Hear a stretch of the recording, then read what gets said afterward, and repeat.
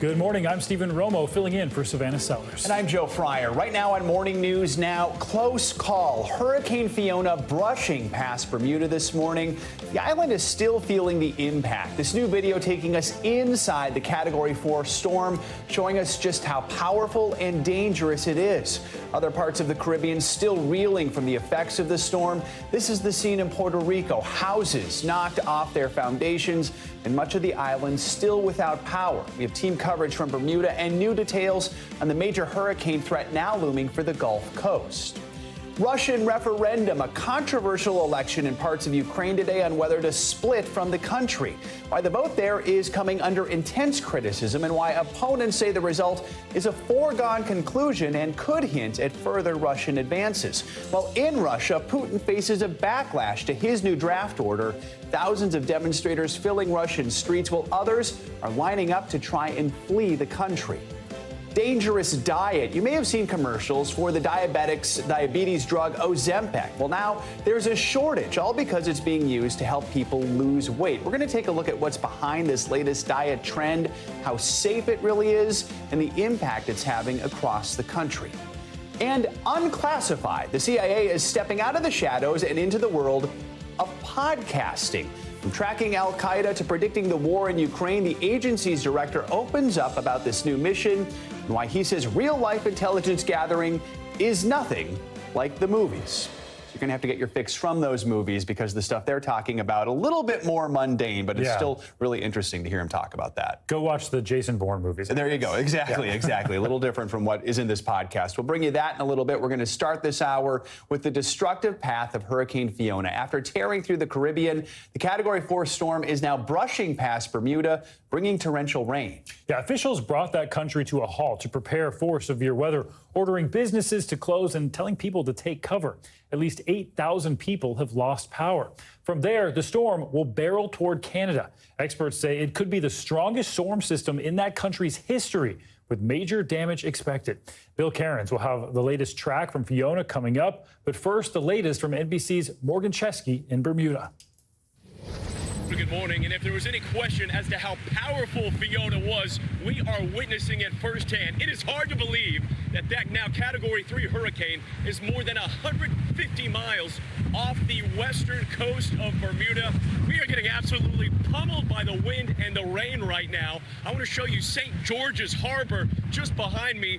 Whitecaps looking much more like an open ocean right now than the calm waters we witnessed just at sunset yesterday. I can tell you that a big concern right now is going to be power outages. We have witnessed multiple power poles down throughout this entire community. We lost power at some point overnight. We can only imagine that tens of thousands of others are going to be waking up with no electricity, like so many others in Puerto Rico, Turks and Caicos, and the Dominican Republic. I do want to show you, though, some inside video of Fiona as it churned its way through the Atlantic towards us right here in Bermuda. This is an incredible look, courtesy of a sail drone on top of 50-foot waves. The winds captured in this scene, 100 miles an hour, back when Fiona was a Category 4 hurricane. And it was such a powerful storm that we've learned that after striking Puerto Rico, 80% of that country's crops now decimated. At this moment, there are still 700,000 people in the Dominican Republic without clean drinking water, nearly 250,000 without electricity. We know that President Biden's pledged federal help, but I can tell you, Bermuda is going to need some help too, because this is not over just yet. We were told the peak of Fiona was expected to hit at 5 a.m. local time. We're hours past that, and it's still going strong. We'll send it back to you. All right, thank you, Morgan. Let's get the latest on Fiona's track and another system that could hit the Gulf Coast next week. Yeah, concerns about Tropical Depression 9. Meteorologist Bill Cairns joins us now with that and more. Good morning, Bill.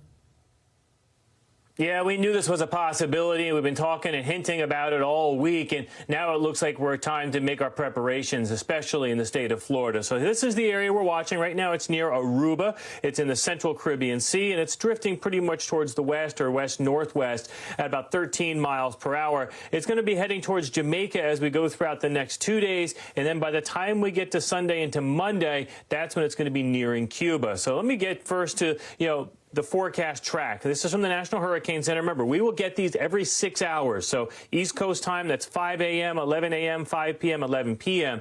And so this was the 5 a.m. advisory. It's going to stay relatively weakish. It should become Hermine later on tonight or tomorrow. And then it looks like more favorable conditions over extremely warm water after it passes Jamaica, maybe even some rapid intensification. Now, we are going to see some land interference when it crosses Cuba, so that should maybe briefly weaken it, but still that water is very warm from Tampa all the way down to Havana. The Hurricane Center thinks it could be intensifying as it approaches Florida. This would be as a Category 2 hurricane.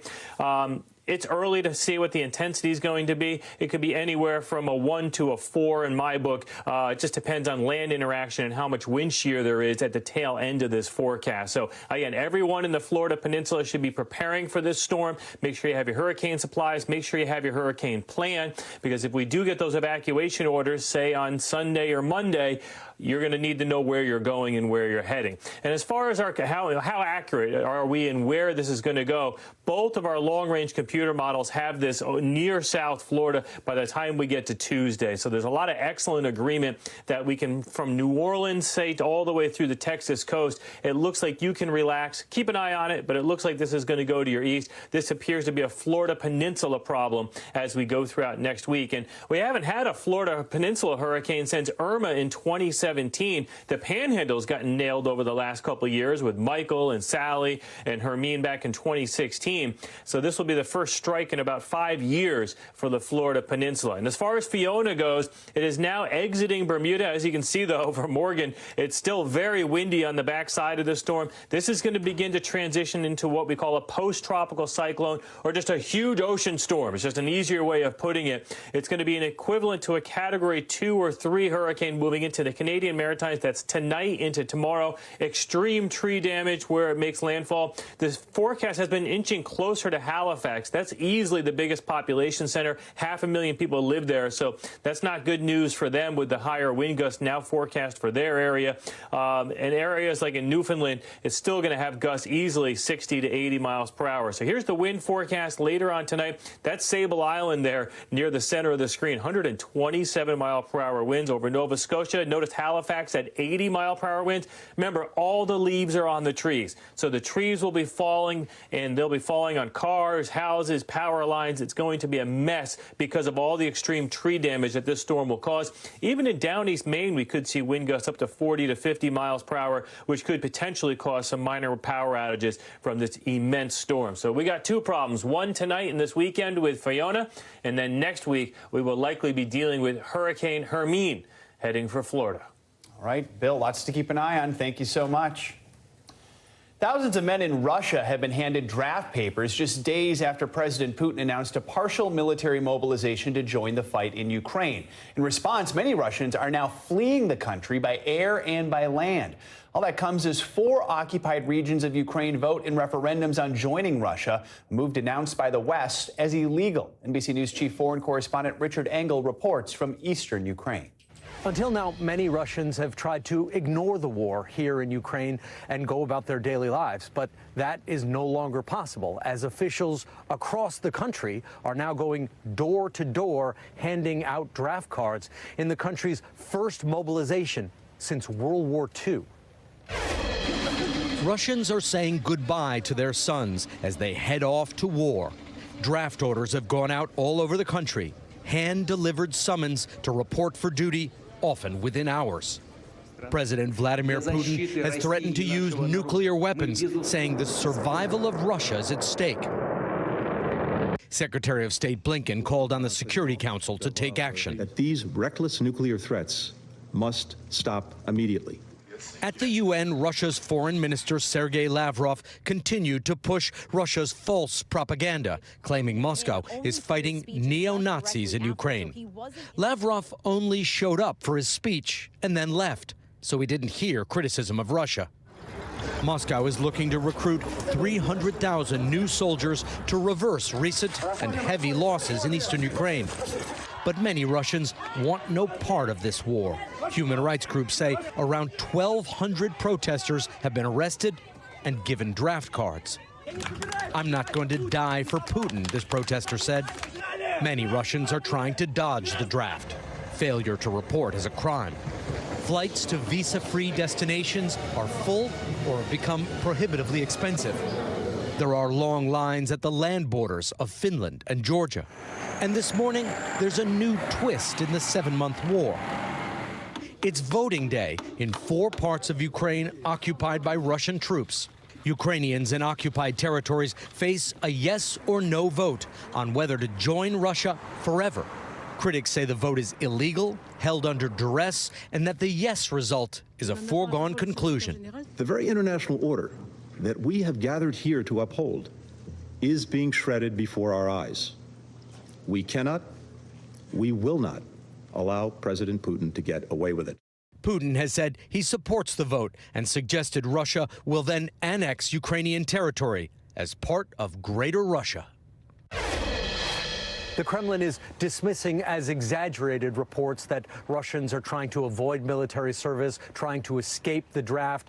The Kremlin claims that 10,000 people have voluntarily shown up for service, even as online bloggers, activists, lawyers are posting ways that Russians might be able to escape the draft by either getting phony medical records or leaving the country. Richard Engel reporting from eastern Ukraine. Thank you, Richard. Coming up, Alex Jones on trial again for claiming the Sandy Hook shooting was a hoax. We've got more on the courtroom outburst that landed Jones in hot water with a judge.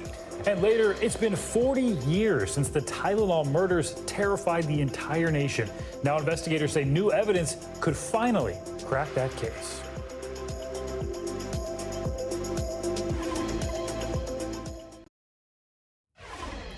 We're back with the latest on the second defamation trial of conspiracy theorist Alex Jones. After a heated exchange yesterday between Jones and an attorney for the families of Sandy Hook victims, a Connecticut judge reprimanded Jones. For some context here, Jones is now on trial to determine how much he has to pay the victims' families for spreading false narratives about the 2012 massacre. NBC News correspondent Rahima Ellis joins us now with more. Rahima, good to see you. So first of all, what actually led up to this confrontation between Jones and the attorneys? We should note that judge has basically said both sides, hey, you could be held in contempt if these interruptions continue. So what led to it? Well, it was the end of the day, and it had been a contentious day all along with Jones, an exchange between Jones and the attorney who is representing the families.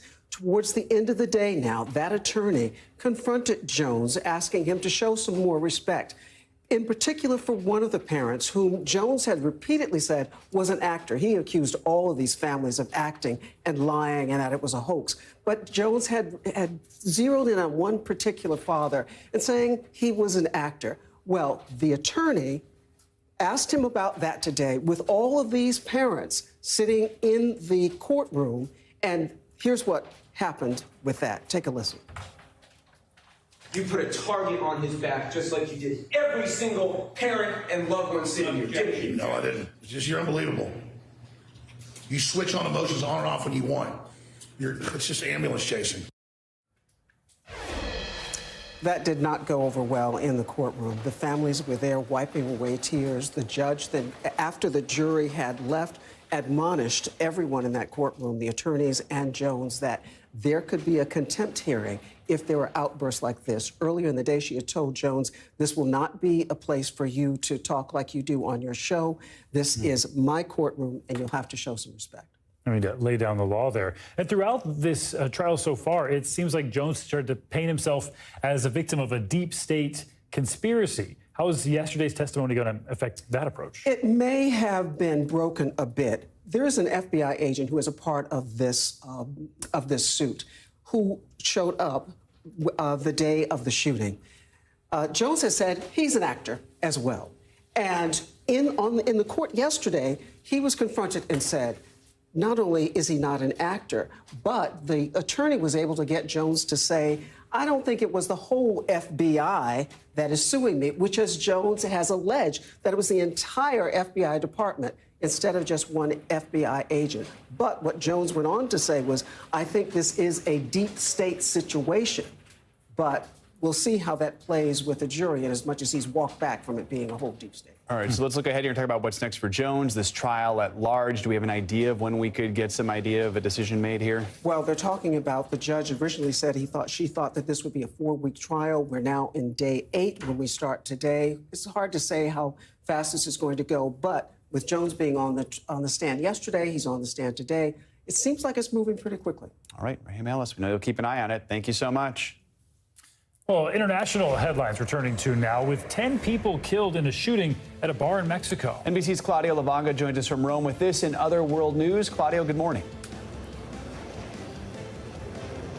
Good morning, guys. Yes, officials in Mexico say that unidentified gunmen opened fire in a bar, killing at least 10 people. Now, the shooting took place in the central state of Guanajuato, the scene in recent years of violent turf wars between rival drug gangs. And let's move to Canada, where, according to the Associated Press, from the end of September, foreigners may no longer need to prove they're vaccinated to enter the country.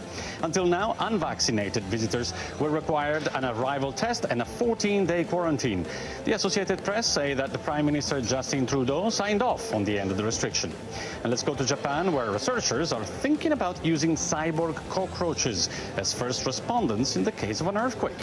They plan to mount tiny backpacks of solar cells and electronics on the bugs and control their motion remotely. Scary stuff, but hopefully useful, guys. Yeah, because that's what you want to see in an emergency. A fleet of cockroaches. Yes. All right, Claudio, thanks so much. Coming up, influencers and celebrities using the diabetes drug Ozempic to shed pounds. But now, with such high demand, it's causing a brand new problem. That story coming up next.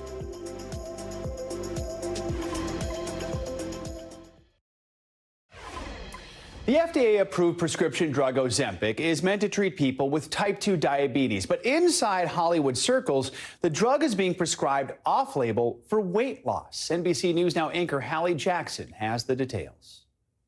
TikTok is all over it, and so are some celebrities. It's being used, I think, widely, not only in Hollywood, but across the general population. Its brand name, Ozempic, a drug you inject that's meant to regulate insulin and treat type 2 diabetes. It does improve insulin secretion, so it certainly, in that way, is a treatment for type 2 diabetes. But now some people are using it to lose weight. It delays what we call gastric emptying. That's how fast food leaves your stomach, so you feel full longer.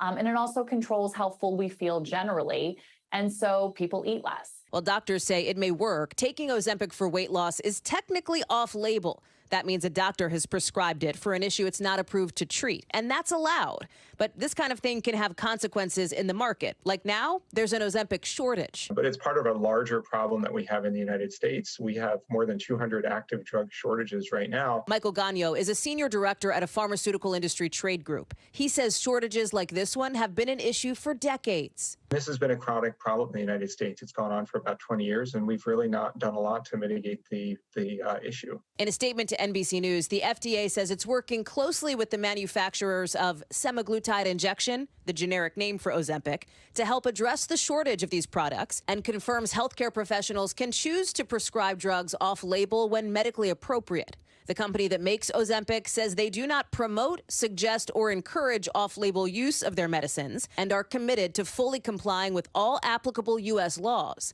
And they say in terms of supply, the combo of incredible demand plus global supply constraints means some disruption in getting Ozempic to patients. When we were talking essential medications that were required during the pandemic, that would be required for any future emergency response, and we don't have the resiliency in our drug supply chain. Supply chain issues aside, there's also the cost factor. The biggest issue with most of them is a barrier to accessing it is cost. They're expensive medications. Ozempic, according to the drug maker's website, can cost around $1,350 every month. We were always looking for the magic pill. People are always looking for the magic pill. They'd rather just take a pill and not worry about what they're eating.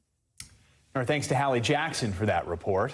Let's bring in NBC News medical contributor Dr. Natalie Azar, who we just saw in that piece. So, Natalie, let's start with the FDA here. The agency had to release a statement about this, saying in part, the FDA approval or clearance of medical product for one intended uses does not assure its safety and effectiveness for other uses. So in addition to this shortage, what are the consequences for using something off-label? Off-label. Yeah. Well, first of all, I mean, just historically, so people kind of understand the context here, it is absolutely normal practice for us as providers to occasionally use a drug off-label. And when we do so, it's really because we would like to think that there's a strong evidence base for doing that. And we know, as great as the FDA is and their protocols and everything, and they're very conscientious about drug approval, it can take a long time.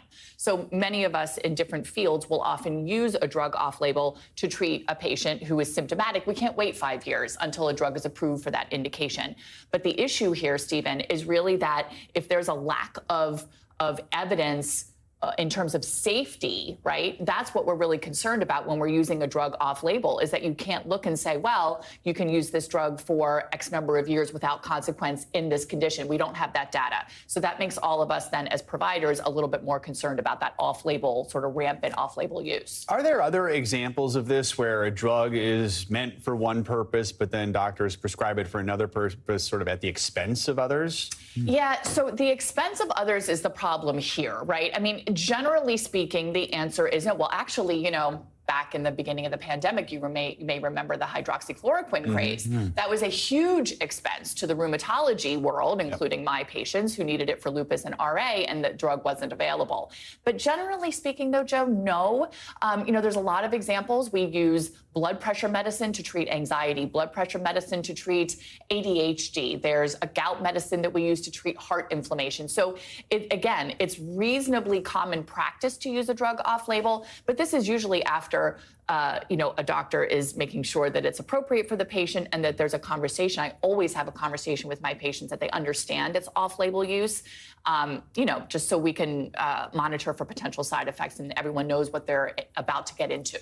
Yeah, some important disclosures there. Weight loss, of course, has been difficult for so many people. So it makes sense in a way people would want to turn to a drug. So what are some other ways they can help manage their weight? Right. Well, so, you know, I think the more archaic way of thinking about weight loss or obesity and overweight, that it was just a simple calculation and a mismatch between calories taken in and calories burned. And while lifestyle is probably one of the biggest contributors, very simple. If you're eating poorly and not exercising, you're very likely going to gain weight. We now understand that there are genetic and metabolic factors, which is where these drugs come in, right? Because they're sort of like resetting, if you will, that metabolic thermostat so the patients can lose weight. But other things besides medicine, and it's never, as that person said in the piece, it's not one thing, right? I mean, if you discontinue these medicines, you're very likely to gain weight again. So it's really meant to be an add-on to other things, such as a healthy diet and exercise and all the other things that we've been drilling into folks, you know, for decades now. And no pill is a magic cure. No pill is a magic cure. All right, great insights. Dr. Natalie Azar, thank you so much. Well, coming up, student debt has been a crippling issue for people across the country.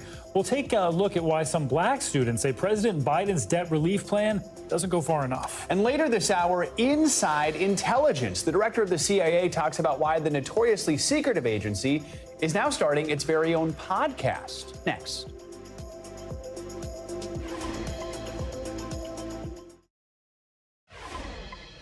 Welcome back. Turning now to a 40-year-old murder case that's getting renewed attention. In Chicago, in the early 1980s, Tylenol capsules were laced with cyanide and then linked to 7 deaths of people. And those poisonings terrorized the entire country afterward. Now investigators are hoping to pursue new charges in that case. NBC News correspondent Kathy Parr joins us now with more on this. And Kathy, it's hard to overstate just what a big deal this was at the time. Hey, Stephen, good morning to you. That is absolutely right. And Chicago essentially was the epicenter of the so-called Tylenol murders. And at the time, residents were really on edge. In fact, police officers were going around telling folks to throw away their Tylenol. Now, 4 decades later, investigators say that they have more evidence and a possible motive that may help crack this case.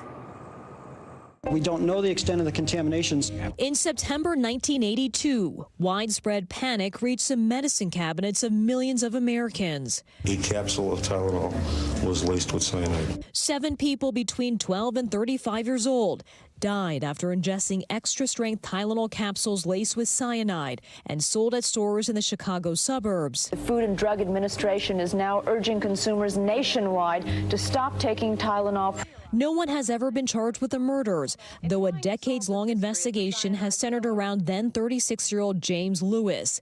Lewis admitted to the FBI that he sent an extortion letter to Tylenol's parent company, Johnson & Johnson, at the time. Now the Chicago Tribune reports it has obtained video and thousands of documents which outline law enforcement's current case and even what they believe is a motive for the killings. That evidence has not been reviewed by NBC News. Stacey St. Clair is one of the Tribune's reporters who spoke to a number of law enforcement sources close to the investigation. Only one person has been described to us as the target currently. And that's Lewis. Correct. Among the key findings, according to the Tribune, technological advancements allowed investigators to determine the postmark date on Lewis's extortion letter. In it, he wrote, "As you can see, it is easy to place cyanide into capsules sitting on store shelves," and demanded $1 million be wired to a bank account if you want to stop the killing. The newly outlined timeline suggests Lewis wrote the letter before the public knew the deaths were linked to tainted Tylenol pills. Still, Lewis, who is now 76, has long denied any involvement in the murders and has never been charged. As part of an ongoing investigative podcast, reporters with the Chicago Tribune were able to track Lewis down last month. Do you have any theories on who is the Tylenol killer? I think that's fairly obvious. Not to me. Ladies, you've ever asked for something before the use of anything to do with? Illinois State Police tell NBC News the investigation is ongoing and that the department was involved in follow-up efforts this summer, but no new charges have been filed. Time is running out. Witnesses are dying, memories are fading. It seemed like now was the right time to find out what's going on. Now, NBC did reach out to James Lewis. We still have not heard back. Johnson & Johnson did issue this statement overnight, which reads in part, "Our highest responsibility has always been the health and safety of our consumers. While this tragic incident remains unsolved, this event resulted in important industry improvements to patient safety measures, including the creation of tamper-resistant packaging." So, Stephen, the next time you purchase over-the-counter medication, you'll know that the packaging really stems from what happened here in Chicago 4 decades ago. Back to you. Those safety seals on medications and food can be traced back to this case. So fascinating. Kathy, thank you. With less than 50 days to go until the midterm elections, we're continuing our tour of historically black colleges and universities across America. It's part of a special report, The Power of the Black Vote. NBC News correspondent Tremaine Lee joins us now from North Carolina Central University in Durham, where he's been talking with students about the toll that student loan debt is taking on black borrowers. Hey, Tremaine. Hey, how's it going? In so many ways, North Carolina is ground zero in the student debt crisis, with borrowers owing more than $49 billion. And in that number are a disproportionate number of black borrowers. Because of the racial wealth gap and other issues, they arrive on campus with less wealth and have to take out bigger and more expensive loans. And so we came down here to North Carolina Central University in Durham to talk with them and hear their story. Here it is. Growing up, Jonah Vincent always knew he was going to college. Everyone in my family, on my mom's side, they all went to Southern in Baton Rouge. My dad went to college, my uncles all went to college on my dad's side. It's family tradition, but also so much more. For African Americans, higher education is a rebuke of a history that legally barred black folks from learning to read or write, let alone go to college. So Jonah pursued 2 degrees, both from historically black colleges. But now, a decade after graduating, Jonah, who works for a nonprofit, still owes $120,000 in student loans that he can't afford to pay, especially as a new dad. I'm looking at her and I'm like, man, she can be anything that she wants to be. And as soon as I said it to myself, I'm like, oh man, can we afford to put her through college? Because black students arrive on campus with less wealth than their white peers, they tend to take out more and bigger loans for the same degrees. And they'll owe about $7,400 more than their white counterparts at graduation. It's one reason Jonah founded NoCap, an organization that mobilizes black students, especially on HBCU campuses, around pivotal issues like canceling student loan debt. Specifically for black people, it looks like modern day sharecropping. We'll give you the opportunity to become something, but in order for you to do that, you got to borrow this from us, and it's going to travel through your family for the rest of your time if you never pay us off. We visited his alma mater, North Carolina Central University, to talk to current students like Marquay Spencer Gibbs, who owes $38,000, and Heaven Smith, who owes $100,000, about the debt they face. So there was no college fund for you? There wasn't a fund, but there wasn't any, like, oh, I'm not going to help you pay for it. I wonder if this issue would make you change who you're voting for. It definitely will be a major factor in my decision, but there are definitely other factors as well.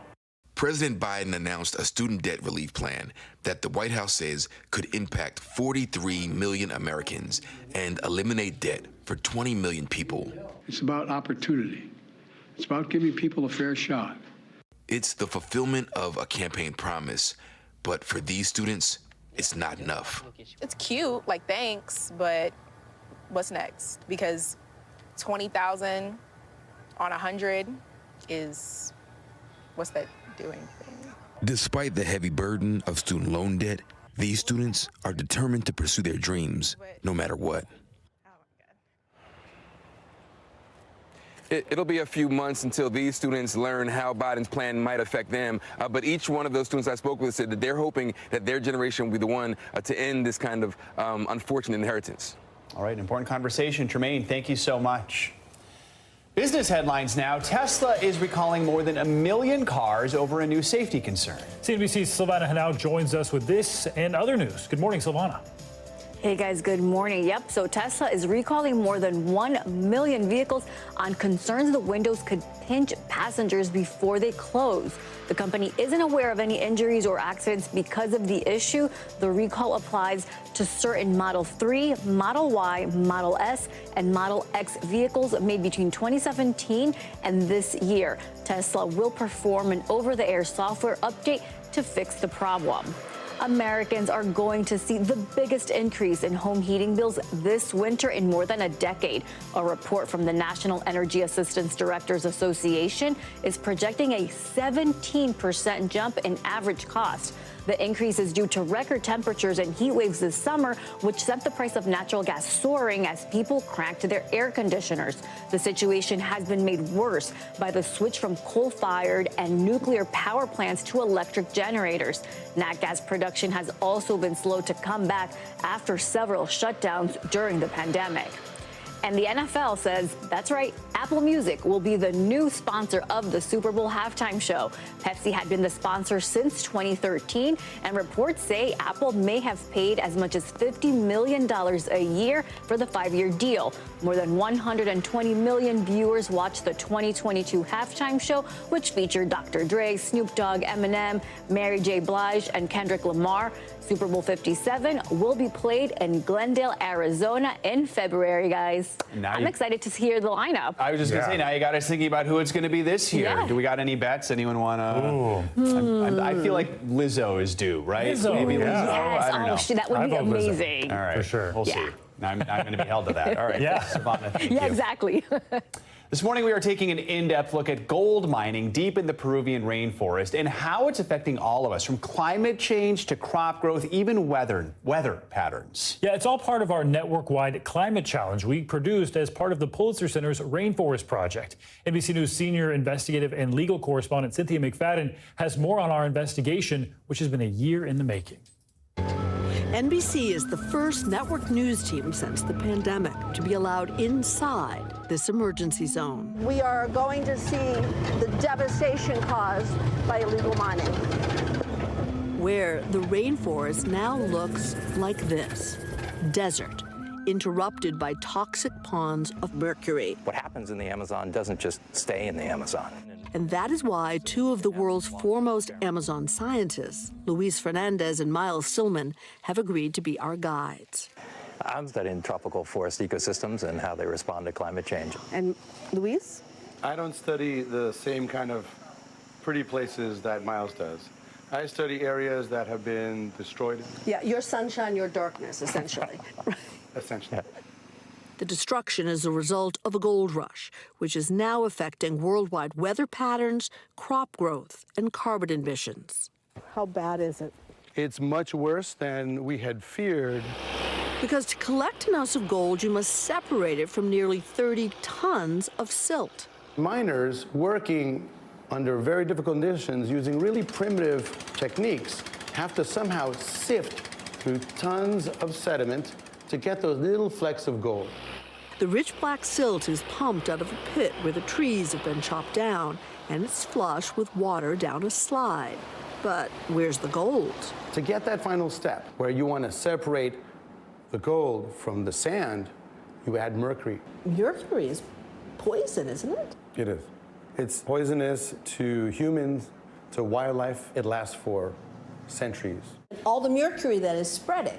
Some of it touches the gold, but a lot of it doesn't. The rest of it is thrown back into the river, kind of like the baby with the bathwater, except that the baby is toxic. And now studies show so are some of the fish, loaded with more mercury than anywhere else in the Amazon. And the people, more than 75% of those here have been contaminated with dangerously high levels. In total, they say, millions of acres have been affected across the region, turning a place once vital for absorbing the world's carbon into one pumping carbon into the atmosphere. The first meter of soil in the forest holds as much carbon as all the trees that are above it. And then when we think about the next meter, 2 meters, 3 meters, 4 meters, there can be Suggesting that if we dig down there, we may be released there? Not suggesting, we really are. It's something that needs something that we're Is it too late to save this place? Luis and Miles say emphatically no. They take us on a tour to show us some ideas for the future. We visit a bold experiment in the works. The Harik Boot people, a 300-person indigenous community, has spent $1 million developing an eco-lodge, not yet open. The setting, breathtaking. It's mind-blowing, the diversity that you find. If we walked out in the forest, there would be as many breeding birds in the, say, square mile as there are in all of North America. There would be 1,000 species of butterflies, maybe more. But even here, we're shocked to discover they are mining with mercury to fund the eco-lodge, in the hopes mining will one day be unnecessary. As for the professors, their work is deemed critical by the Peruvian government, which partners with them. This is the first and only mercury research lab in the Peruvian Amazon. They created a nonprofit, Cincia, which the U.S. and NASA also help fund. Yeah, it's a big pile of rocks left over by gold mining. We're making our way to part of the largest reforestation operation in the Americas. How great! Where they study what might now grow in these mining pits. You have to have the right tree for the right place, right? Yeah, you can spend a whole lot of effort and just send the little trees to their death sentences. You're standing in a mining site. This was all mining. And finally, Luis introduces us to a group of kids they're working with. We're here with students to measure mercury to see if these rivers and streams are polluted by illegal gold mining. The insects the students collect will be studied by Cincia scientists. It's really important to get the kids involved because these kids are the ones that are going to have to deal with this problem in the future. One day, what do you want to look back and say, yeah, we did that? I'd love to see a generation of Peruvian scientists solving their problems to pass the torch forward. We were on a team, and we tried. We tried to do something, and I think we did it. We're doing it, and that's something to remember. Wow, thanks to Cynthia for that report. More than 100 countries still use mercury for gold mining. In fact, during the gold rush in the western U.S., prospectors used mercury, which is still contaminating some of the area's fish. Fascinating. Well, coming up, fall is officially here, and we're kicking off the season with some must-see entertainment for your weekend. From Star Wars to Law and Order, we have everything you need to know in your can't-miss list. Stay with us. That's coming up next.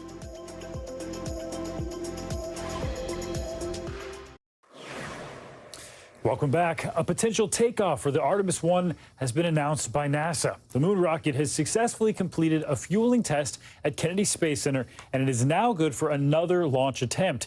Now that the fuel leak issue has been fixed, NASA says Artemis could potentially blast off on its 37-day journey around the moon as soon as Tuesday. And boy, did they know how to build that suspense over at NASA. Yeah, no kidding. I guess we'll have to get that countdown clock going one more time. One more. All right, thanks, Stephen. This morning, we're getting a rare glimpse inside the CIA. The nation's spy agency is stepping out of the shadows with a new podcast called The Langley Files. And spoiler alert, it's a lot different from those cloak and dagger spy movies we all enjoy. For decades, the secret world of espionage has captivated audiences. From James Bond, why are they still after me, to Jason Bourne. Favorite big screen spies are always on high stakes missions to save the world, always equipped with the coolest gadgets. 0 to 60 in 3.2 seconds. A few little tricks up the sleeve. But reality may be a far cry from the movies. The CIA launched a new podcast Thursday revealing what it's really like to operate in the shadows. This is The Langley Files. The first episode features a rare interview with CIA Director William Burns, who says intelligence work is not that glamorous. A world of heroic individuals who drive fast cars and defuse bombs and solve world crises all on their own every day. That, I have to tell you, is a constant source of amusement for my wife and daughters. They never cease to remind me that I don't exactly fit that image, since I'm most comfortable driving our 2013 Subaru Outback at posted speed limits. Burns provided a glimpse into how the agency actually operates. Every day we're recruiting agents and collecting information on the plans and the intentions and the capabilities of our adversaries. Our job is to tell policymakers what they need to hear, not what they want to hear. CIA intelligence has been crucial in recent months, helping to track al-Qaeda leader Ayman al-Zawahiri, who was killed by a U.S. drone strike, and successfully predicting Russia's invasion of Ukraine months before Russian President Putin declared war. And that enabled us to help Ukrainians defend themselves. It helped to expose the fact that what Putin was about was a naked, unprovoked aggression, and we reinforced that by, the president's decision to declassify some of our secrets as well. Burns says with trust in institutions in short supply, it's important to demystify what the CIA really does, using a modern podcast to open a window into the nation's most secretive agency. The agency marked its 75th anniversary earlier this year. It says it hopes to reach a wider and more diverse audience with the release of this podcast. The Langley Files is available on all streaming platforms and on the CIA's website. Each episode will be hosted by 2 agency officers along with special guests.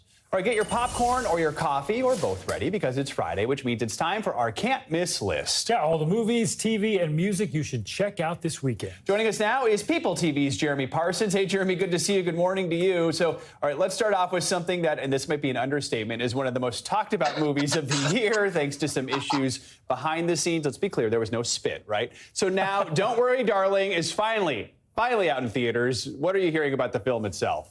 The movie whose main appeal is seeing what all the fuss is about, right? Yeah. Like this, all the drama, the behind the scenes stuff has really put it into the spotlight in a way that I guess is probably going to be good for box office dollars at least. But look, to bring people up to speed, there were rumors of bad blood between cast members, filmmaker Olivia Wilde, all that kind of stuff. Lots of very strange little things that happened. Fans were in tune to this as the premiere happened in Venice a couple weeks ago, looking for awkward moments, any sign of, some sort of like tension, how the actors were lined up and things like that. The viral moment that went nuts was when Harry Styles took his seat beside Chris Pine in the theater. People thought it looked like he spit on Chris Pine. Everyone involved said, no, it did not happen, including Olivia Wilde just on Colbert.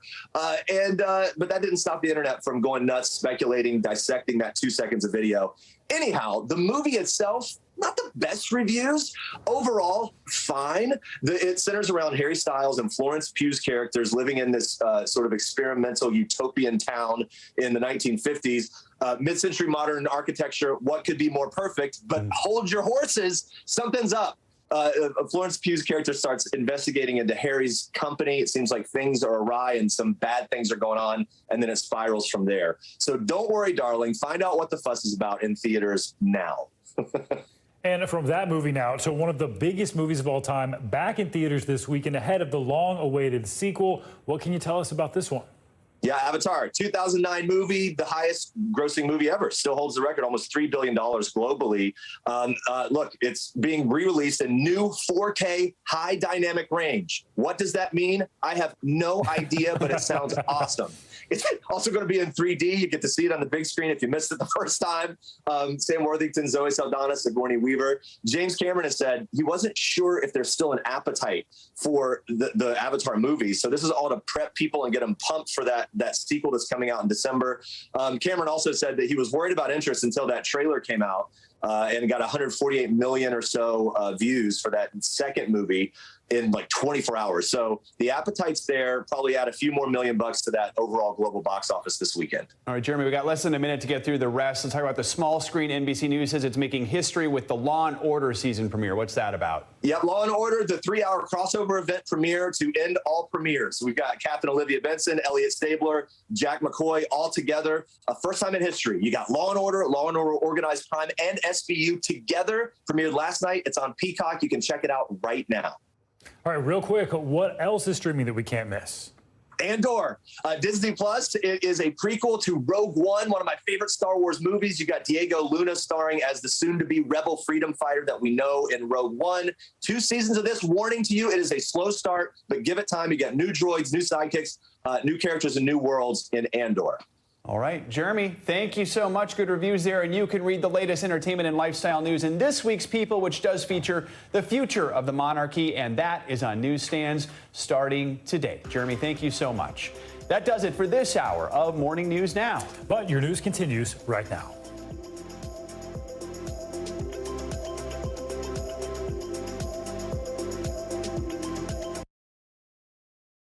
Thanks for watching our YouTube channel. Follow today's top stories and breaking news by downloading the NBC News app.